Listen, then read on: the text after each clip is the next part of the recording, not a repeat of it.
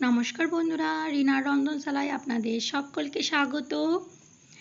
আজ আমি আপনাদেরকে বানিয়ে দেখাবো নরম তুলতুলে আর রসালো মালপোয়া। এই জন্মাষ্টমীতে খুব সহজে এইভাবেই মালপোয়া তৈরি করে গোপালকে ভোগ নিবেদন করুন। দেখুন, তার জন্য এখানে আমি একটা পাত্র নিয়ে নিয়েছি।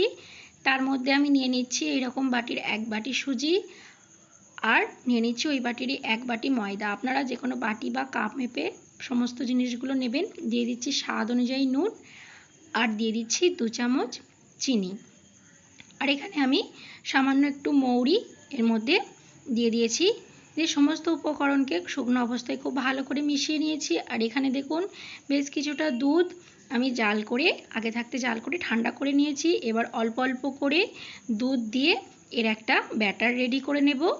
দেখুন, অল্প অল্প করে দেব আর মিশিয়ে নেব। দেখুন, অল্প অল্প করে দিয়ে আমি এবার খুব ভালো করে মিশিয়ে নিচ্ছি, যাতে এর মধ্যে কোনো রকম দলা না থাকে। দেখুন, চামচের সাহায্যে কিন্তু খুব ভালো করে মিশিয়ে নিয়েছি, আর একটু ফেটিয়েও নিয়েছি। তাহলে যত ভালোভাবে ফেটানো হবে, তাহলে কিন্তু মালপোয়াগুলো ততটাই নরম সফট হবে। দেখুন, এইভাবে মিশিয়ে এবার ঢাকা দিয়ে 10 মিনিটের জন্য রেস্টে রেখে দিচ্ছি।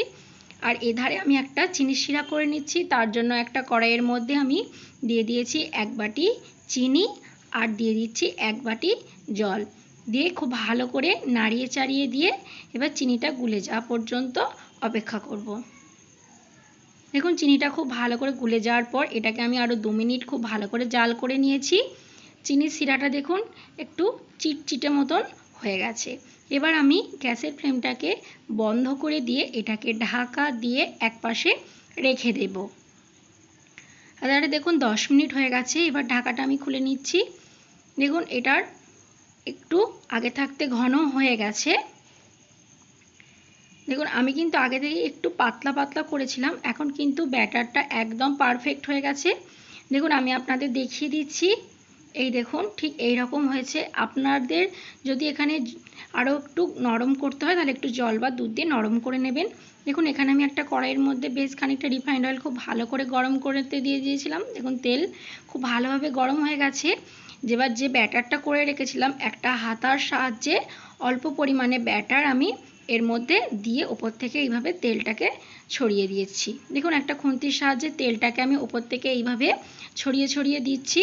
দেখুন, এইভাবে তেল ছড়িয়ে দিতে দিতে দেখুন কত সুন্দর ফুলে উঠেছে, একদম পুরো বলের মতন ফুলে উঠেছে। দেখুন, এবার আমি মালপোয়াটাকে উল্টে দিয়ে অপর দিকটাও কিন্তু লাল করে ভেজে নেব। দেখুন, এইভাবে উল্টে পাল্টে লাল করে ভেজে নিচ্ছি। আর গ্যাসের ফ্লেমটা কিন্তু লো টু মিডিয়ামে রেখেছি। লো টু মিডিয়ামে রেখে 1.5 মিনিট মতন সময় নিয়ে আমি মালপোয়াটাকে এইভাবে উল্টে পাল্টে লাল করে ভেজে তুলে নিচ্ছি।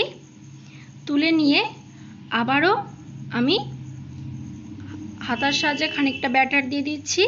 দেখুন, দিয়ে সেমভাবেই সমস্তগুলোকে আমি ভেজে নিচ্ছি। দেখুন, সমস্ত মালপোয়াগুলো কিন্তু আমার এখানে ভেজে নেওয়া হয়ে গেছে। এবার যে চিনি শিরাটা করেছিলাম, সেটা আমি ঢাকা দিয়ে রেখেছিলাম, তাই এখানে কিন্তু উষ্ণ গরম আছে, আর মালপোয়াগুলোও কিন্তু উষ্ণ গরম আছে। এবার আমি সমস্ত মালপোয়াগুলোকে এই চিনির শিরার মধ্যে দিয়ে একটা খুন্তির সাহায্যে উল্টে পাল্টে দিচ্ছি, যাতে চিনি শিরাটা এর মধ্যে খুব ভালোভাবে ঢুকে যায়। আর যদি চিনি শিরাটা একদমই ঠান্ডা হয়ে যায়, তাহলে এখানে একটু গরম করে নেবেন। দেখুন, সমস্ত মালপোয়াগুলোকে আমি চিনি শিরার মধ্যে উল্টে পাল্টে নিয়েছি, তৈরি হয়ে গেছে। দেখুন কত সুন্দর দেখতে লাগছে। তো বন্ধুরা, আমার এই রেসিপিটা কেমন লাগলো কমেন্টে কিন্তু অবশ্যই জানাবেন। ভিডিওটা ভালো লাগলে একটা লাইক করে চ্যানেলটাকে সাবস্ক্রাইব করে দেবেন। আজকের মতন এই পর্যন্তই। ভালো থাকবেন, সুস্থ থাকবেন। ধন্যবাদ। দেখা হবে আবার নতুন কোনো রেসিপিতে।